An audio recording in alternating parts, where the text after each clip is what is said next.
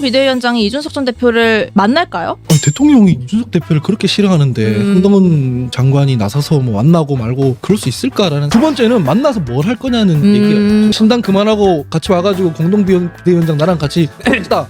이게 아니고서야 뭐 의미가 없잖아요. 판타지 소설로 보인다. 김건희 특검 이제 거부권 행사 그대로 한다 뭐 이런 뜻으로 해석하면 되겠죠? 특검이라는 것이 국민 다수가 원하고 있잖아요. 역으로 한동훈 비대위원장이 대통령께 특검을 수용해야 되지 않냐 이 정도의 배짱은 보여주셔야. 더 파괴력이 강한 건 명품백이에요. 명품백. 뇌물 성격이잖아요. 검찰 수사 중입니다 하는 말에 국민 몇 %나 그게 그러면 엄정하게 수사가 돼가지고 처리가 될 것이다 라고 생각하겠어요. 이거를 저희 여당이 수세하면 수세할수록 불리한 이슈예요.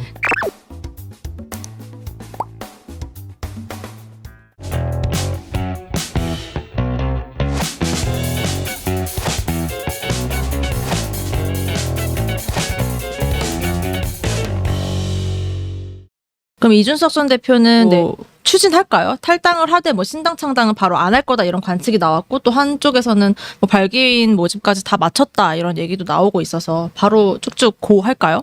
지금도 사실 늦었어요. 늦었나요? 제가 왜냐면은 여러 번 일관적으로 말씀드렸는데 탈당 안 하고 이렇게 하는 것 자체가 정치 도의에 안 맞아요. 이거는 류호정 의원도 그렇고 이준석 대표도 그렇고 자기가 뭐 본인이야 스케줄이 있겠죠. 이게 어떨 때 해야 효과적이고 이런 게 있겠지만 사실은 당적 걸고 신당 활동한다는 것 자체가 정치 도의상 안 맞는 일이거든요. 자기가 이제 이 당이랑 결별해야겠으면 나와서 깃발 딱 들고 모여라고 해야 되는 게 맞잖아요. 그래서 지금도 언론에서 뭐 신당 창당할 것이냐 회군을 할 것이냐 이런 오해를 받는 이유가 뭐냐면 누가 봐도 나가서 당적을 버리고 새로 시작해야 되는 입장인데 한 발을 걸쳐두고 있다고 보이기 때문에 그런 오해가 나오는 거거든요. 이게 무슨 고춧가루 뿌리려고 그러는 게 아니라. 한동훈 비대위원장이 이준석 전 대표를 만날까요?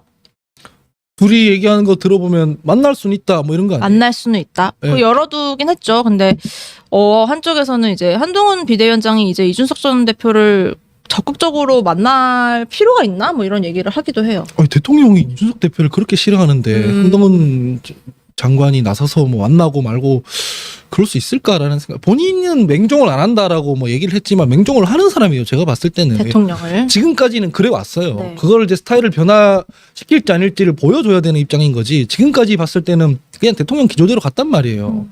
근데 그걸 뒤집어서 대통령이 싫어함에도 불구하고 나는 이 사람이랑 만나서 뭔가 얘기를 해야겠다라는 본인의 정치적 의사를 표현하면 또 다를 텐데 안 그럴 것 같잖아요. 지금까지 나온 걸로 봐서는. 그러니까 적극적으로 먼저 바로 이 숙제를 풀려고 할까? 이런 물음표가 들긴 해요. 지금 분위기로서. 두 번째는 만나서 뭘 할 거냐는 얘기가 있죠. 그래서 그 신당 그만하고 같이 와가지고 공동 비대위원장 나랑 같이 합시다.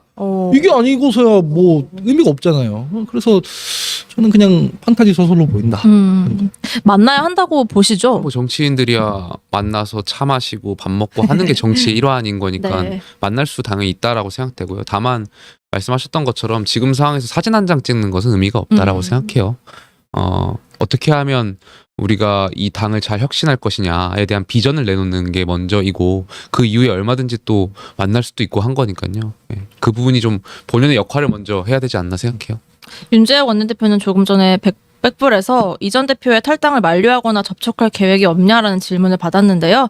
한동훈 비대위 선임 절차가 마무리되면 뭐 상의할 것이다 뭐 이렇게 얘기를 했다고 합니다. 네, 상의를 하긴 해야겠죠, 아무래도. 아니 뭐 하는 신용을 해야죠. 잘 나가라 이럴 수는 없는 거고. 정치에서 메시지는 말보다 행동으로 봐야 돼요.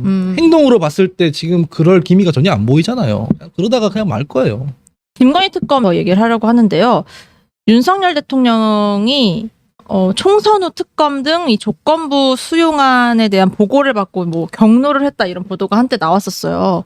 별다른 조건 없이 이제 거부권 행사 그대로 한다 뭐 이런 뜻으로 해석하면 되겠죠? 지난주에도 말씀드렸지만 이거는 변동 없이 그냥 갈 거예요. 애초에 한동훈 장관이 일성으로 이미 정리를 했잖아요. 이건 악법이고 선동이라면서요. 그럼 선동인데 어떻게 여기에 합의를 해요? 선동이고 악법이면 거부하는 게 맞지. 그렇기 때문에 협상의 여지가 전혀 없어 보여요.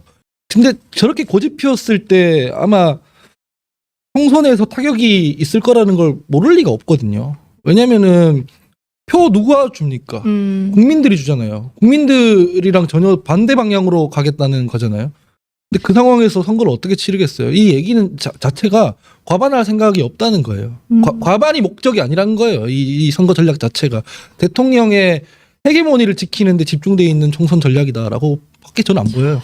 그러니까 저는 이 기사 보고 네. 많은 국민들께서 굉장히 아쉬워하겠다라는 생각이 있었어요. 그러니까 그 특검이라는 것이 국민 다수가 지금 여론조사를 보면 원하고 있잖아요. 70%까지. 그러면 이걸 야당의 공세다 뭐 이렇게 치부하고 수세적으로 간다면 국민의힘 총선 전략에 저는 그렇게 낙관적이라고 생각하지 않아요. 이건 단순히 야당 공세로 보고 독소 조항이다라고 보고 그래서 대응할 것이 아니라 그러면 네. 국민의 요구에 어떻게 부응할 것인가, 어떻게 국민을 설득할 것인가, 이 관점에서 접근해야 된다라고 생각되고요. 그렇다면 이 특검이 말씀하셨던 것처럼 총선 전에 저희가 수용하게 되면 정치 수사로 흐를 가능성도 있고 정말 4년 동안 앞으로 어떻게 국회의원을 뽑을 것인가, 어떤 국가를 운영할 것인가에 대한 초점이 총선에 맞춰지기보다는 이 특별검사의 입만 저희가 주목하게 되는 그런 정치 수사와 거기에 따르는 선거로 영향을 미칠 것이기 때문에 이러한 부작용도 분명히 있어요. 그렇기 때문에 여당은 일단 저는 국민의 요구를 수용해야 되니까 총선 이후로 하자, 특검을 받자 정도의 그런 제안을 야당이 할 필요가 있을 것 같고요. 야당이 받을지 안 받을지는 모르겠습니다만 받지 않더라도 그렇다면 역으로 한동훈 비대위원장이 대통령께 특검을 수용해야 되지 않냐, 이 정도의 배짱은 보여주셔야 저는 우리가 총선에서 이길 수 있는 그런 최소한의 평가를 받을 수 있는 자세가 되지 않나 이런 생각이 있습니다. 제가 선명한 진실 하나를 말씀드리고 싶어요. 국민의힘 지지층에. 진실이요? 예. 국민들은 더불어민주당을 신뢰하지 않습니다. 네. 더불어민주당이 무슨 말을 해서 네. 국민들이 거기에 속지 않아요. 안 믿기 때문에. 이렇게 말하는데 둘 다 무슨 비대위원입니까? 민주당이 이렇게 말하니까 데려가야죠. 민주당이 선동을 해서 뭔가 국민들이 그 말에 속는다? 그런 일은 일어나지 않아요. 왜냐하면 국민들은 민주당을 믿지 않습니다. 그 말은 즉슨 제가 무슨 말씀을 드리냐면 네.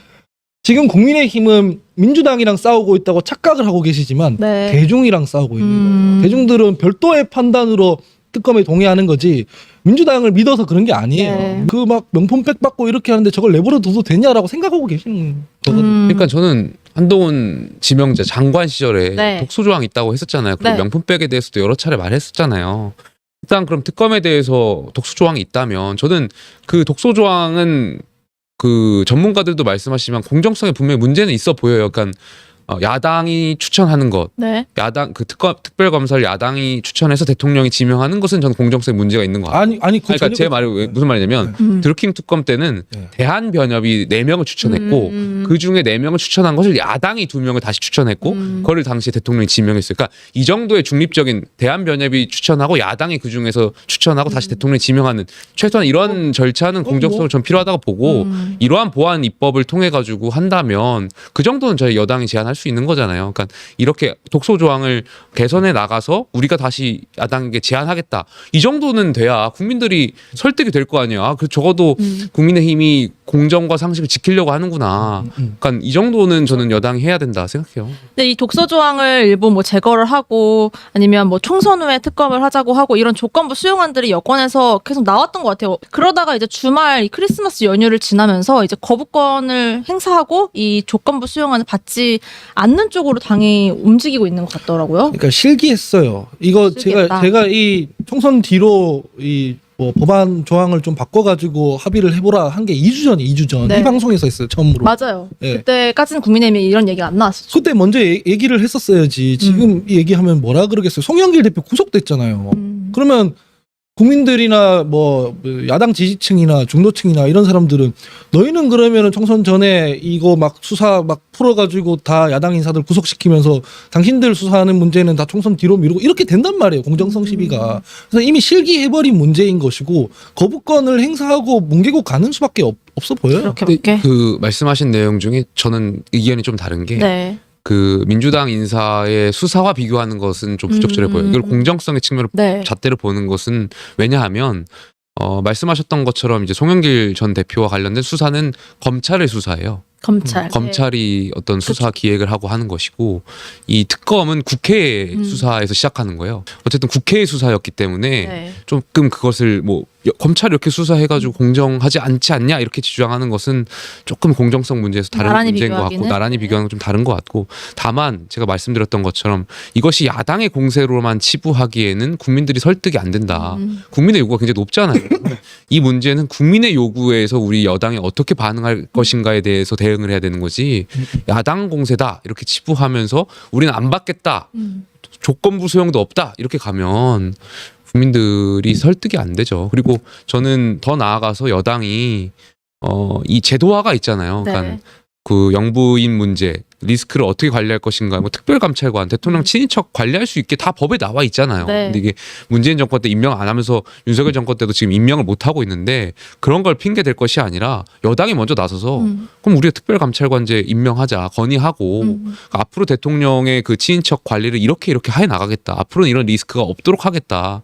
국민들을 설득할 수 있는 그런 비대위원장이 되셔야지 이것을 막 독소 조항이다.